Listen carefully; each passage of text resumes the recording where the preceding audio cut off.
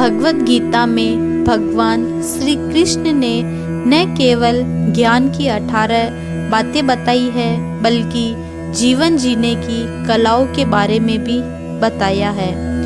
जो भी मनुष्य भगवत गीता की 18 बातों को अपनाकर अपने जीवन में उतारता है वह सभी दुखों, वासनाओं, क्रोध, ईर्ष्या, लोभ, मोह, लालच आदि के बंधनों से मुक्त हो जाता है। आज हम इसे वीडियो के माध्यम से भगवत गीता की 18 ज्ञान की बात के बारे में जानेंगे। आनंद मनुष्य के भीतर ही निवास करता है, परंतु मनुष्य उसे स्त्री में, घर में और बाहरी सुखों में खोज रहा है। श्री कृष्ण कहते हैं कि भगवान उपासना केवल शरीर से ही नहीं बल्कि मन से करनी चाहिए। भगवान का वंदन उन्हें प्रेम बंधन में बांधता है। मनुष्य की वासना से ही उसके पूर्व जन्म का कारण होती है। इंद्रियों के अधीन होने से मनुष्य के जीवन में विकार और परेशानियां आती है।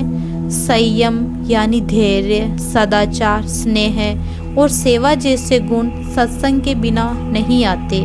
श्री कृष्ण कहते हैं कि मनुष्य को वस्त्र बदलने की आवश्यकता नहीं है, आवश्यकता हृदय परिवर्तन की है। जवानी में जिसने ज़्यादा पाप किए हैं उसे बुढ़ापे में नींद नहीं आती।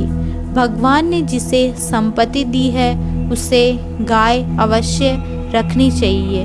जुआ, मदिरापान, पर स्त्री गमन, अनैतिक संबंध, हिंसा, असत्य, मंद, आसक्ति और निर्दयता इन सब में कलयुग का निवास है।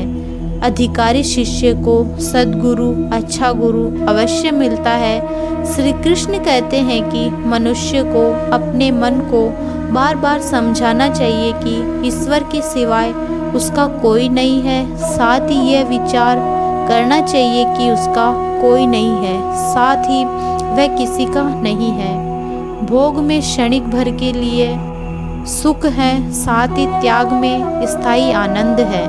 श्री कृष्ण कहते हैं कि सत्संग ईश्वर की कृपा से मिलता है, परंतु कुसंगति में पड़ना मनुष्य के अपने ही हाथों में है। लोभ और ममता, किसी से अधिक लगाव पाप के माता पिता हैं, साथ ही लोभ पाप का बाप है। श्री कृष्ण कहते हैं कि स्त्री का धर्म है कि रोज तुलसी और पार्वती का पूजन करे। मनुष्य को अपने मन और बुद्धि पर विश्वास नहीं करना चाहिए क्योंकि ये बार बार मनुष्य को दगा देते हैं। दुख को निर्दोष मानना बहुत बड़ा दोष है।